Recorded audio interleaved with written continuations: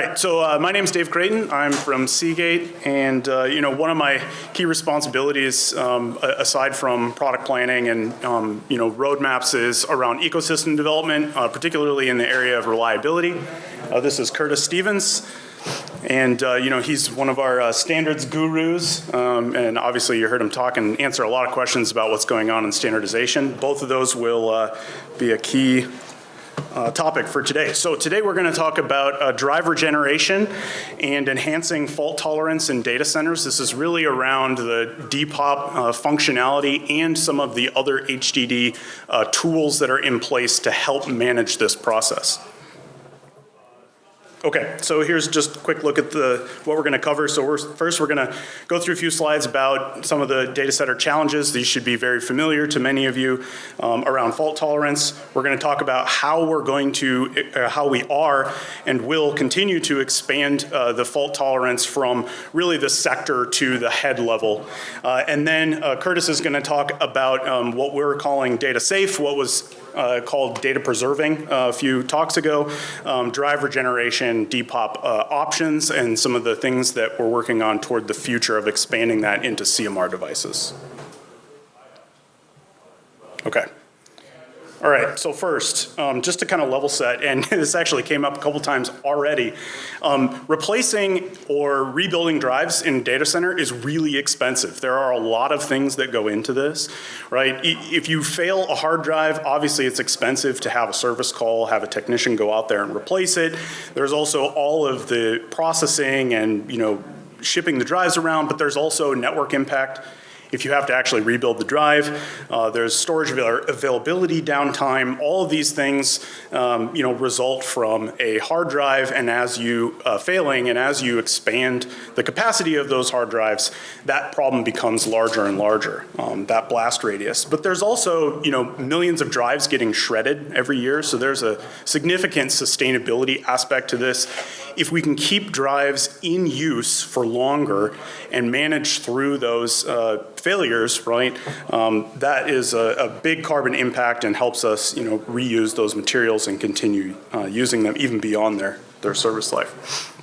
So just a quick baseline about enterprise hard drive reliability. So, these are all things that you'll find across the industry as a standard HDD reliability, right? 2.5 million MTBF, or mean time between failure, equates to about a 0.35% annualized or a 1.75% cumulative fail rate over a 5-year warranty period. The assumption obviously is that the drives are in use 24/7 or 8760 hours per year. When they fail, they don't all fail at a consistent rate the entire time. You obviously have early life failures, things that sort of fall out right when they're integrated and deployed and start being used. Then you have sort of this low constant fail rate, and then you have sort of the wear out failures that happen toward the end of the life.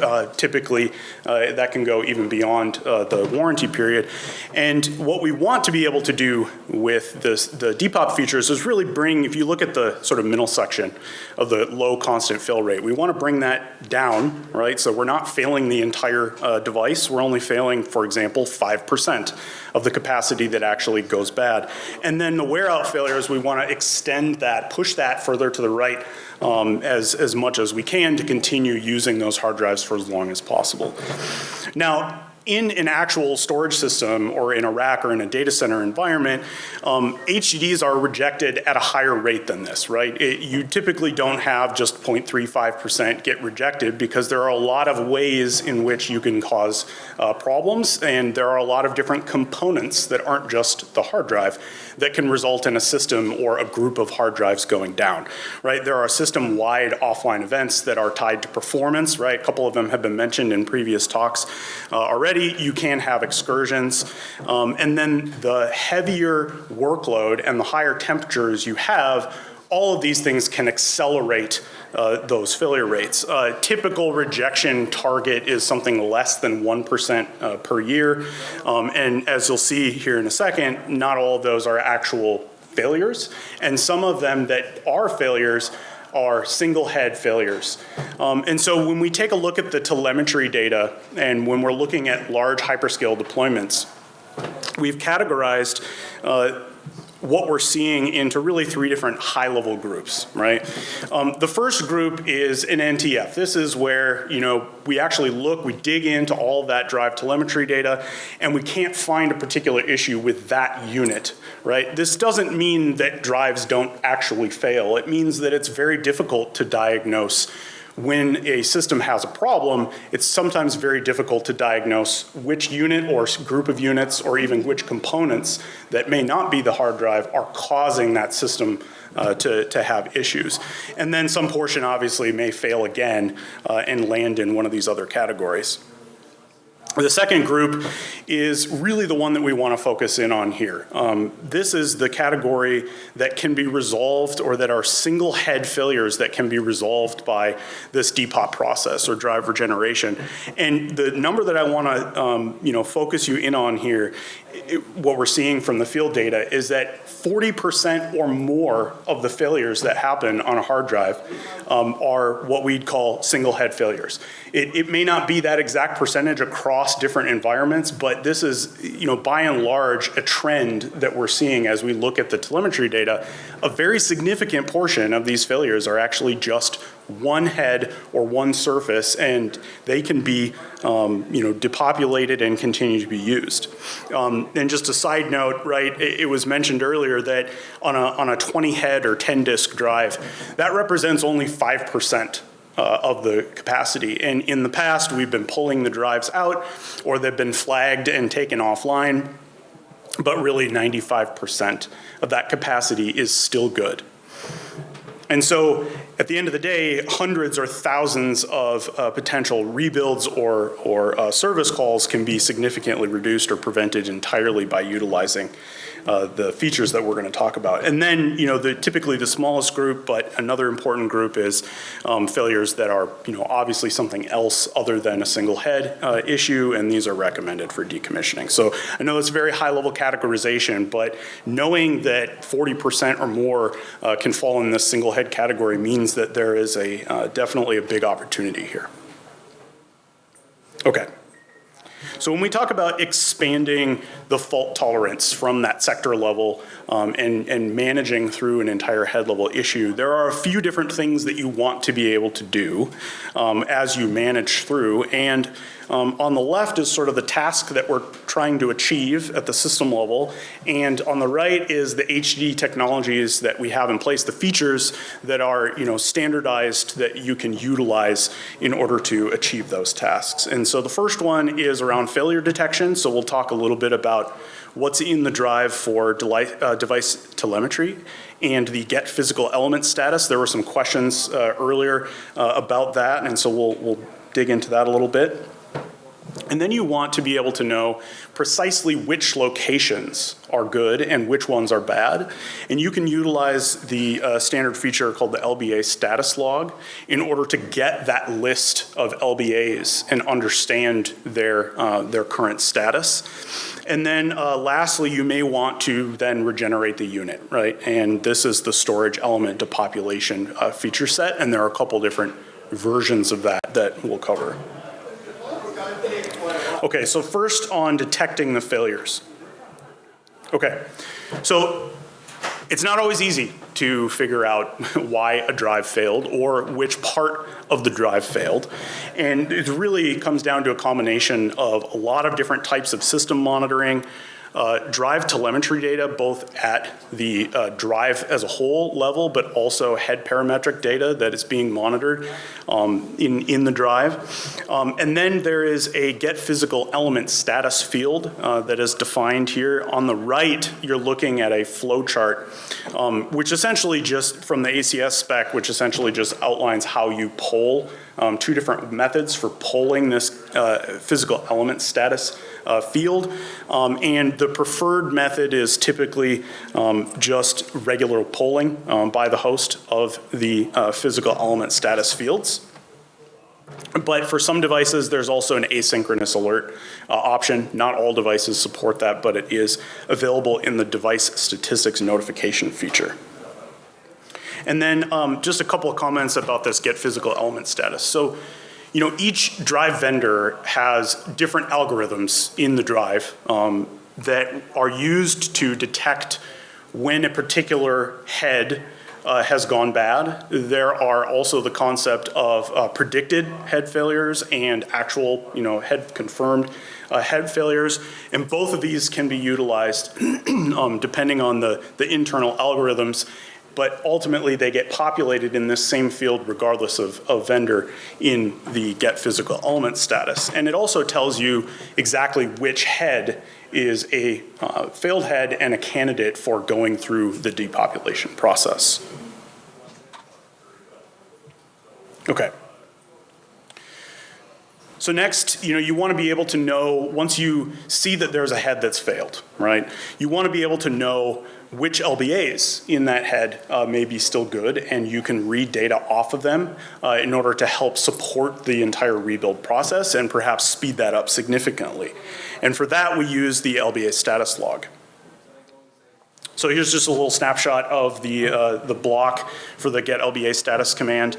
Effectively what this is you send this command to the drive will report back a list of groupings of LBAs and their status, their provisioning and error status. And this allows the host to map out when you have a particular head, for example, that is suspect or that you want to understand the more detailed status, you can map out exactly which LBAs are still available for reading and writing and which ones have been failed and are no longer available. And you can use that, of course, in a couple of different ways. There are some customers that are out there deploying this as more of a fail-in-place solution where you don't actually take the next step of depopping the drive, but you can use the LBA status log in order to map that out and just continue using the good locations and ignoring the bad locations. But it also helps you speed up that rebuild process by understanding exactly which ones you can pull good data off of and which ones you have to rebuild from elsewhere. Okay, and then lastly, once you have all that information and you've detected a failure and you want to actually repopulate or go through that process of stripping out the failed locations from the overall drive LBAs, then you have the storage element depopulation toolset. Okay. And at a high level, just an example of how this works with a simple flow chart. You have a 20 head drive online, you've got 100% of your capacity. You have an actual or predicted head failure. Depending on whether you have a CMR or SMR device, you have a couple of different options in standards today already. Regardless of whether it's CMR or SMR, you can go through the remove element and truncate. If you have an SMR device, you can also go through instead the remove element and modify zones.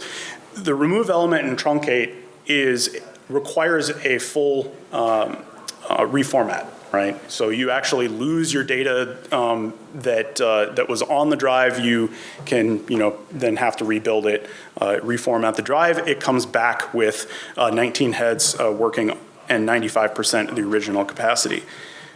With the remove element and modify zones, this version using the SMR zone block device, you can actually just, like Rick and Damien were talking about earlier, you can actually just take the zones that are associated with the LBAs from the bad head and strip that out from the capacity, and then the drive comes back reprovisioned as 95% in this example. Now, the change in capacity, this was mentioned a couple times as well. That change in capacity does make it a better fit for those using more of a non-hardware RAID environment that is less susceptible to changes in capacity. But there are ways that some deployments are finding to get around, even in the hardware RAID case, that really want to be able to utilize the capabilities here. But if you're already in that type of environment, which many or all of the hyperscale environments are, it's a great fit. There's no problem to manage through that change in capacity. It's really all about the rebuild times and how long is your storage offline for, and how long does it take to rebuild the data. Okay. And then here's just a quick table that just outlines the feature support. Obviously, we dug deep into the Linux support for this already, and these are just the two that I just outlined. So we have a standard offline regeneration, remove element and truncate. This requires a full format and it's reprovisioned to a lower capacity, whereas the data safe version, what was called data preserving, I think, in a previous talk, this leaves the good data intact except for that one failed head. You can just pull the zones that are associated with that failed head, and those are marked offline. Both of those have broad Linux support already and are already in use. And then there's the LBA status log, which in some cases is being used or being developed right now. And so that's the sort of the next big feature that many in the data centers are looking to deploy. Okay. Now, there's an obvious advantage today in SMR drives, right, where being able to sort of have this data safe variant is a big advantage. What we'd like to be able to do is to expand that into the CMR space, right? I would say from what we see, a significant amount of exabytes are shipped on SMR, but the vast majority of units that go out into data centers today are CMR, right? And we really want to be able to remove that obstacle of having to reformat the drive and rebuild them from the CMR space. And so I'm going to hand it over to Curtis, and he's going to talk about sort of the importance of that and some of the proposals and the discussion for expanding that. So thank you. All right, you guys let me up here. Okay, so let's talk about data safe drive regeneration is what Seagate's calling it. What we're trying to do is keep the good data valid, and we want to eliminate reformats and drive replacement steps in a data center. If you lose, say, 30 terabytes of data rather suddenly, it takes a long time to regenerate 30 terabytes of data. It doesn't happen overnight. A full write of a 30 terabyte drive today is measured in days. So we care. For those of you that are working on RAIDs and next year's drives, you may have 5 drives that have a petabyte online for you.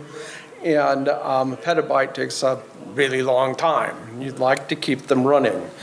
So what we're trying to do is improve storage availability, and then we want to prevent rebuilds wherever possible. And so if you put on the Wayback Machine, okay, people used to really care about the number of reloads on a drive.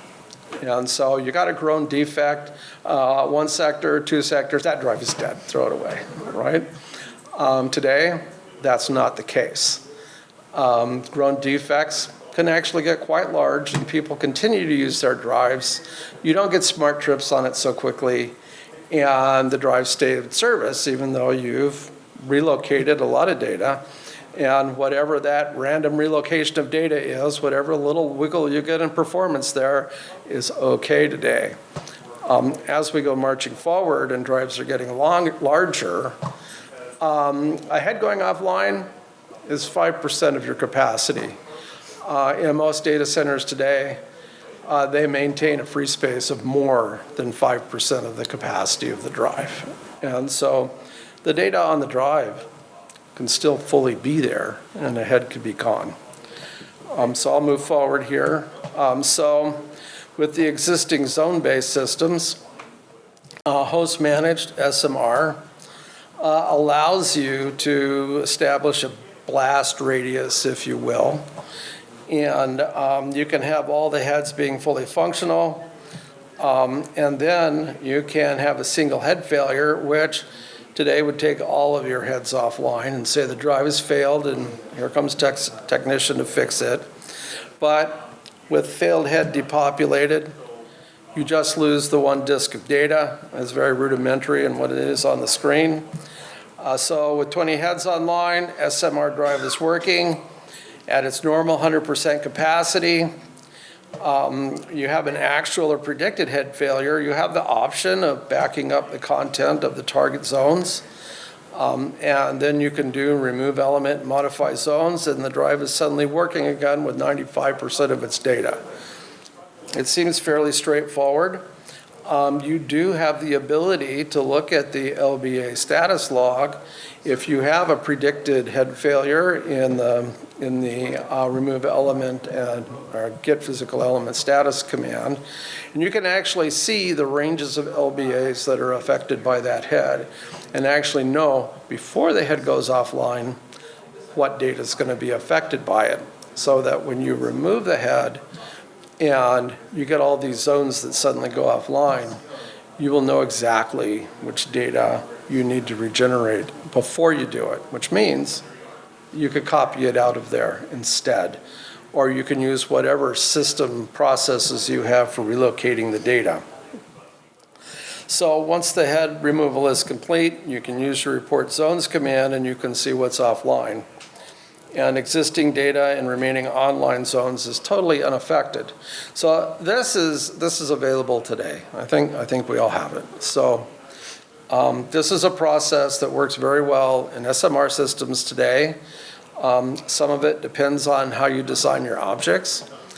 Some of it is also affected by how drives store the underlying data on the media, and you may find that instead of being 5%, it's closer to 7% collateral, depending on how many zones are spread across more than one head. So we've got some options for expanding zone-based depopulation to CMR. I'm going to go through some CMR solutions because CMR is actually way more popular than SMR. SMR is rolling out today. I mean, we designed SMR 15 years ago, and we've got a bunch of people in this room that were involved in that design. And it came out and it went down into the chasm, and now it's crawling out of the chasm. And so as it crawls out, we've got to look at how it's going to work, but everybody's starting to use the SMR. SMR uses a mechanical drive in a way that's much more prone to meet the mechanics of the drive, which is it wants to do lots of sequential writing, which is good for a hard drive. And then you can do your random reading, but the more sequential it is, the better your performance is going to be. So moving forward, we want to look at the CMR drives and how we might do it.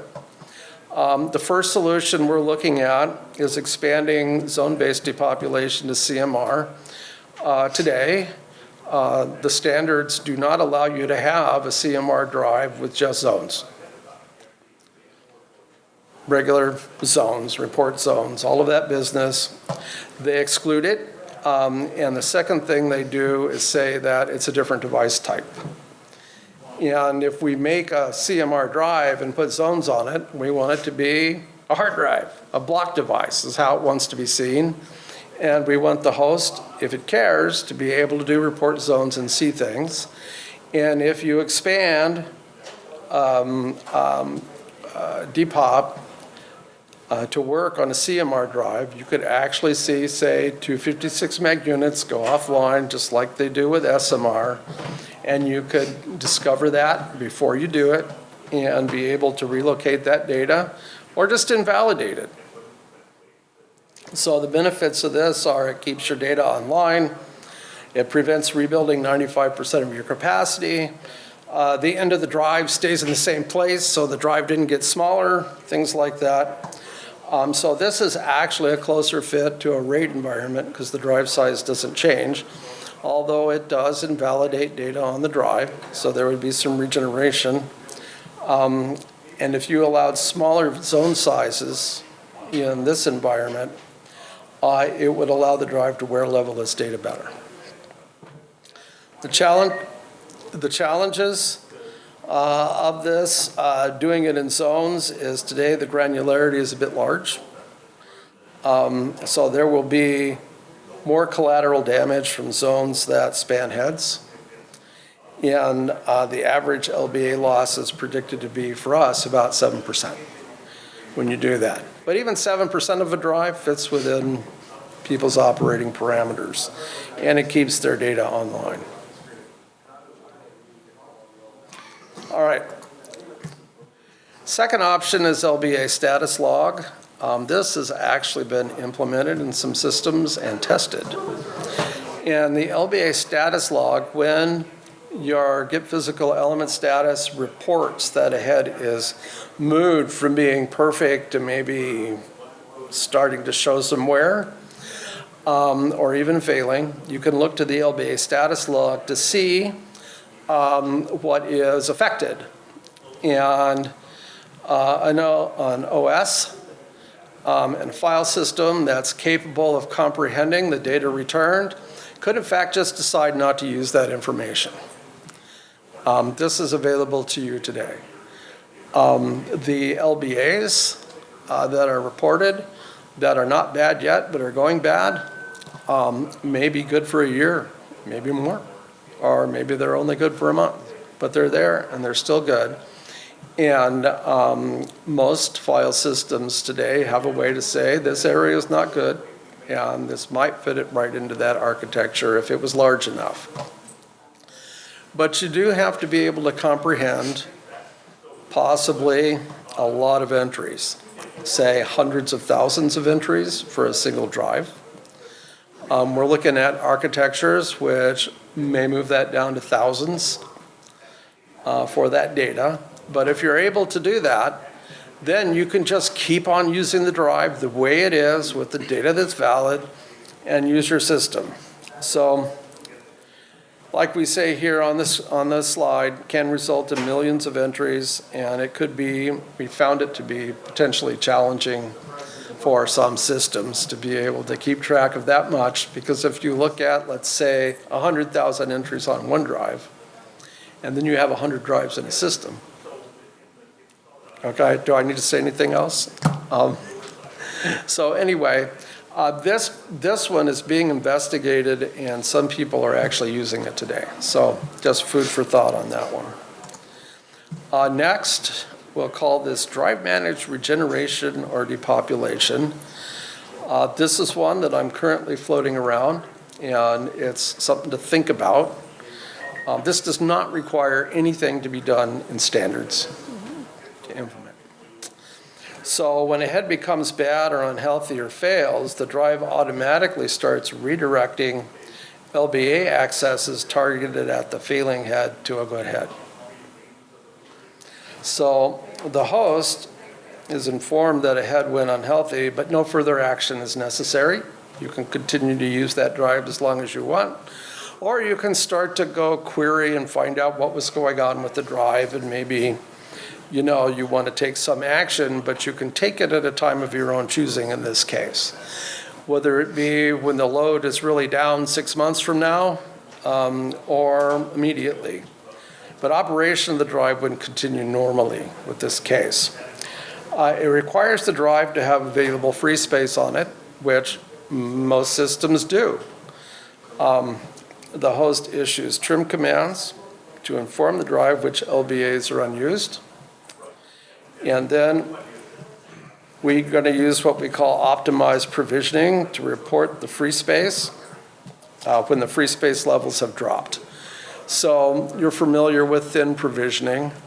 I was told that had a very specific use case, so I'm calling it optimized provisioning. Uses the same feature set exactly the same way as it's defined.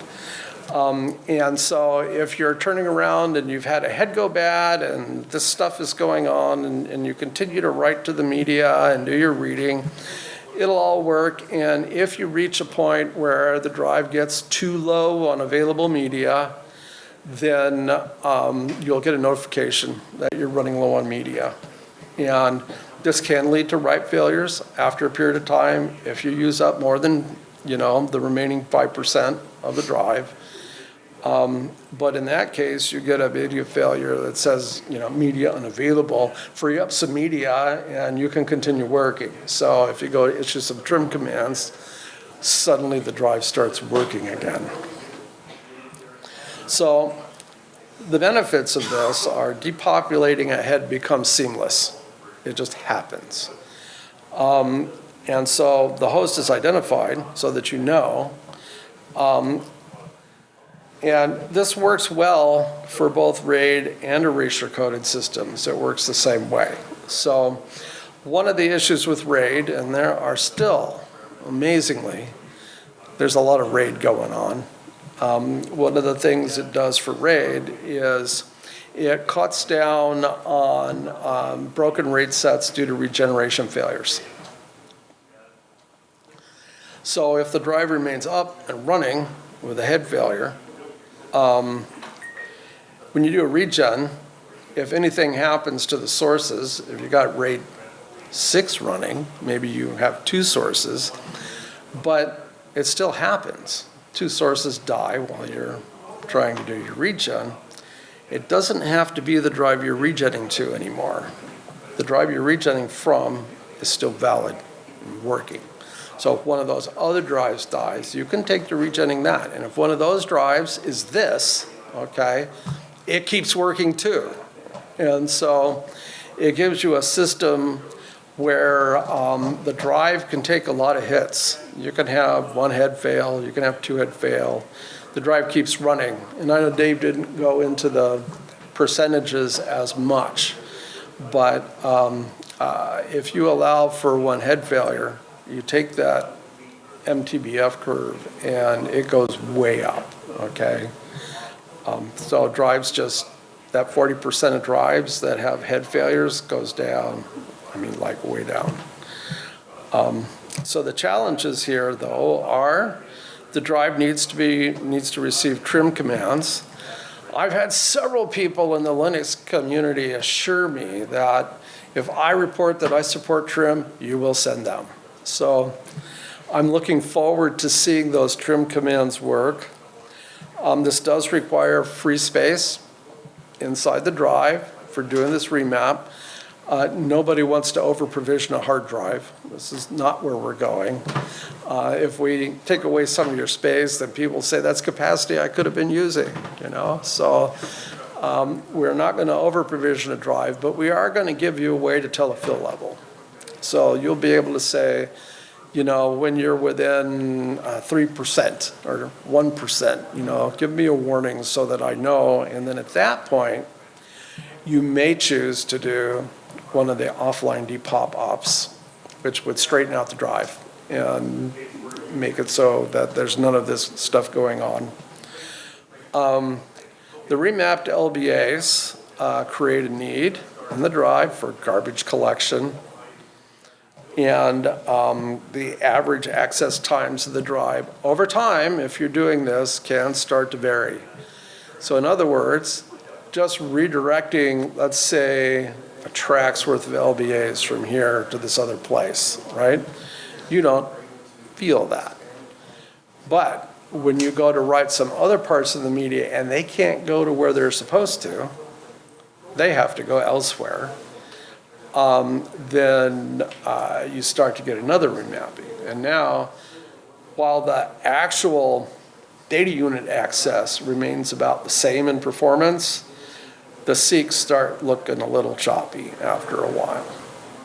You can mitigate a lot of things, but when data moves around in the drive, things change.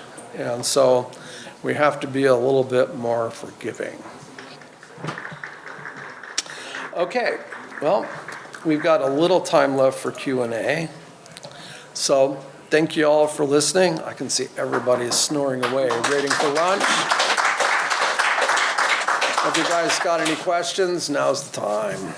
Let's go here first. Yeah, so I think a month or 2 ago when I checked suggest activity for depopulating head, it was not supporting this for SMR when you don't have to reformat the whole drive.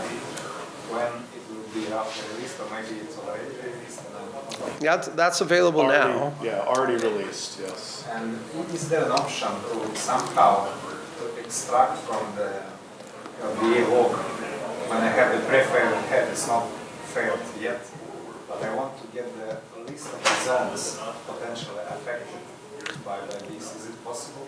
LBA status log, we put this into standards about 6 months ago. So, I mean, on our side, yeah, we're good. You can go out and you can see the LBAs which are unhealthy. Okay, so in other words, they're still accessible, they're still readable, they're still writable, but when you change that head value in get physical element status from perfectly healthy to in the process of going bad, if you will. You know, there's a range of values you can have. Is there is a mapping available between zones and these LBEs? So there is nothing in report zones today. We've been talking about it, but I've been talking about that for 15 years, okay? The issue is underlying architectures. So if we were to say this zone is in head X, right? What do you do with the zones that span 2 heads? Well, I said, let's make a space for 2 heads in there, right? And then so-and-so came across and said, well, we've got zones that span 3 or 4 heads, right? And so it made it so that report zones was not a good place to report what was good and what was bad when it came to that. So that's where one of the motivations for LBA status law. And the zone may move around in normal times as well. Yeah. Not necessarily static. Zones are not necessarily static. There is an element of virtualization, especially for wear leveling. Less so with the hammer drives, but especially for wear leveling, that would make you want to move things around. So the whole thing about zones, you just got to think about it this way.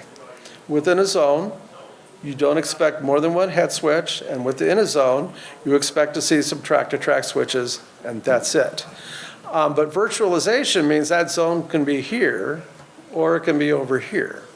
So your access to that zone, if you were to just start seeking to that zone over and over again and doing IOs to it and clearing it out and resetting it and doing IOs, you may find that the access time of the seek to the beginning of the zone changes Okay, so as a result. in case of like preferring zone, preferring head, can I somehow to move the data if it's still available to healthy zones? I just need to know what are the healthy. That's what the LBA status log gives you, Okay. is that information.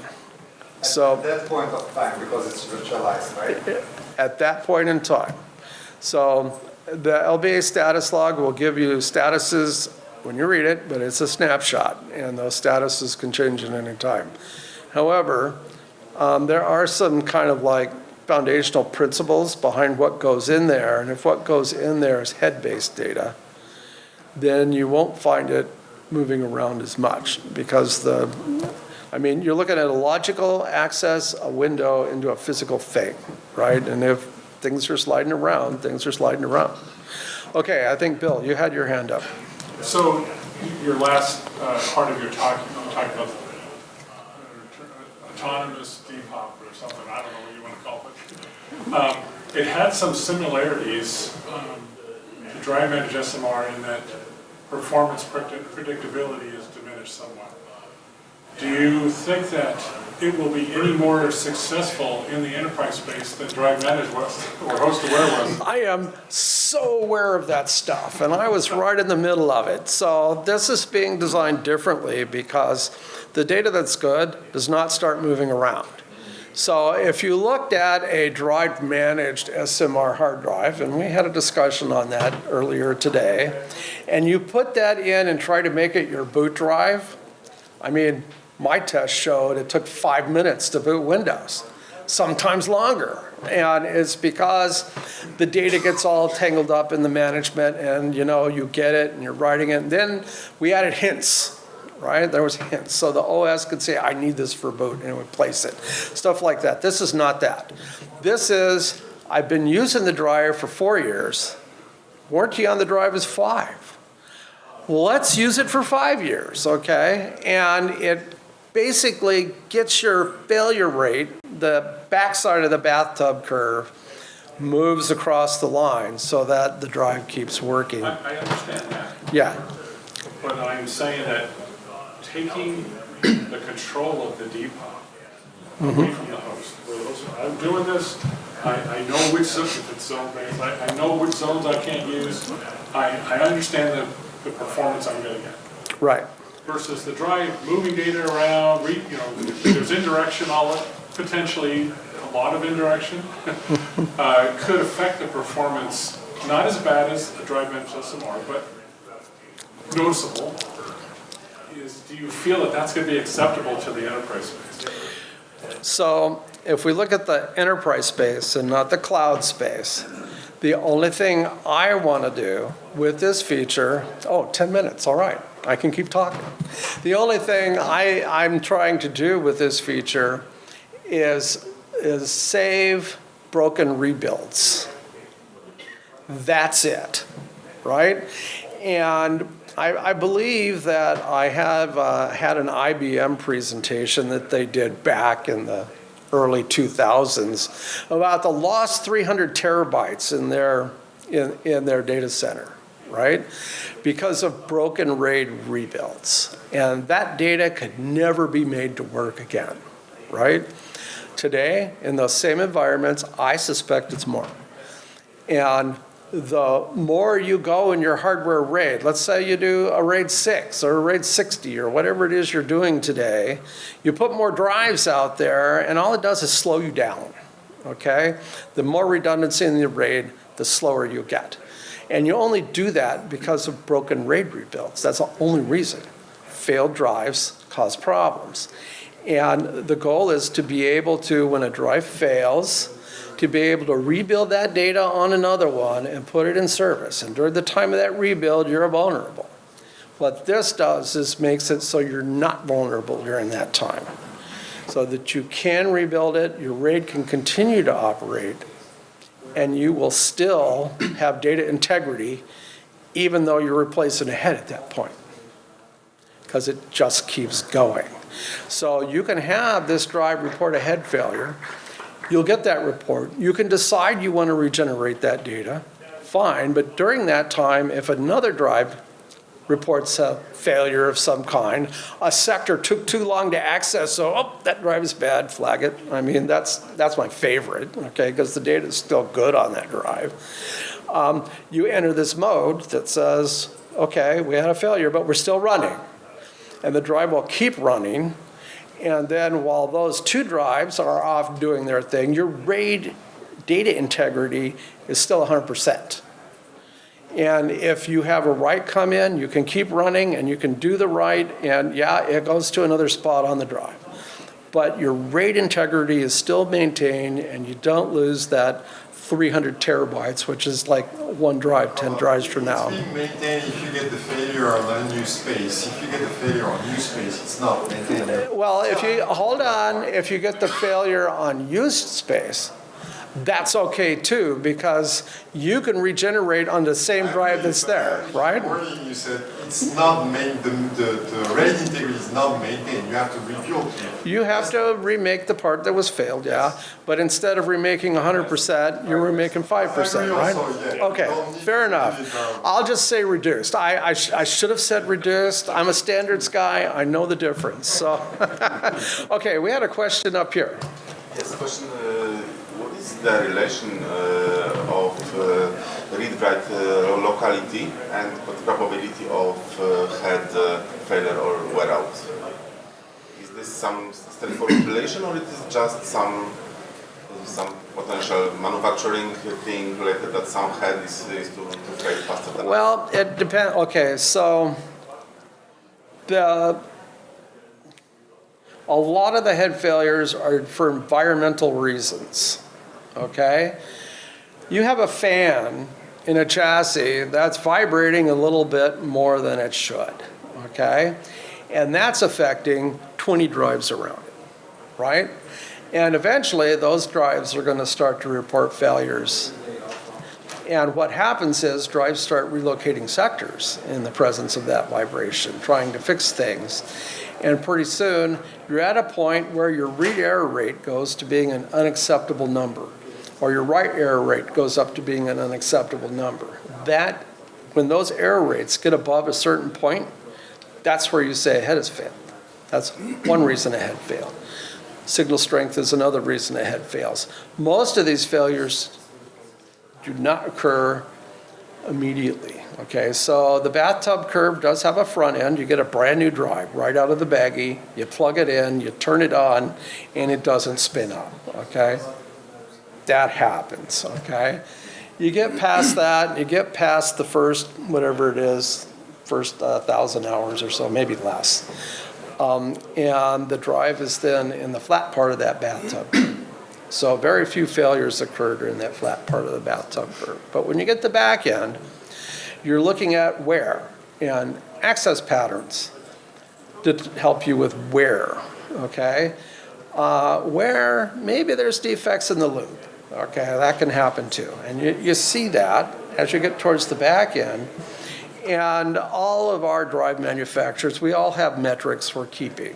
And we can tell what the failure is, okay? When it's occurring, before it occurs, we know. What we've done here is in Get Physical Element Status, we've given you a thing you can look at that's kind of our representation of the health of the head. It's head health.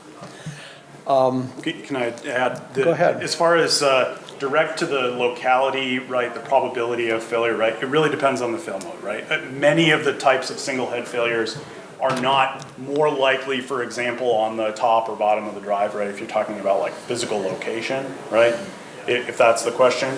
For example, if some range of LVAs or zones is more frequently read than others. So Yeah. does it increase the... In the extreme cases, that can change your failure rates, right? I mean, if you're sitting on the same location over and over again and just writing, right, that can cause the failure rate to go up, right, in that use case. But in general, workload acceleration across the board, even if it's not just on one, location, but if funneling a lot of workload through a single head does accelerate the failure rate of that head. And it may differ for CMR and SMR, right? Because in CMR there is a kind of interleaving across blades, or not? I would say at a head level it's probably pretty similar. I'm not sure that makes too much of a difference, only in the sense that the access patterns might be different, right? And if you're hitting the same location, that can cause. But keep in mind that even though you may be hitting the same location, the drive is going to move. It's not going to Right. dig a groove in the drive at that point. Right, there are mitigations in place to manage the lube depletion and, in those pieces, yeah. Any other Yeah. last questions? Yeah. The 40% failures for one head, is it hammer, is it reed, drive, bolt?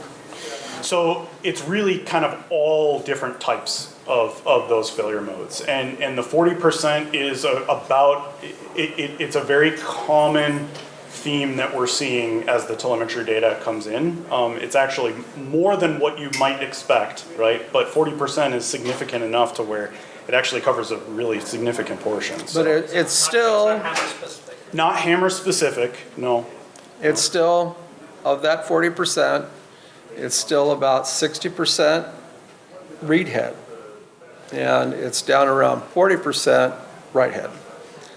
And it's Within the 40%. within the 40%, Yeah, right? there is a slight difference between read and write elements on the head, which is failing, yeah. All right, guys. Yeah. Thank you very much for your time. Well done. All right, our work here is done.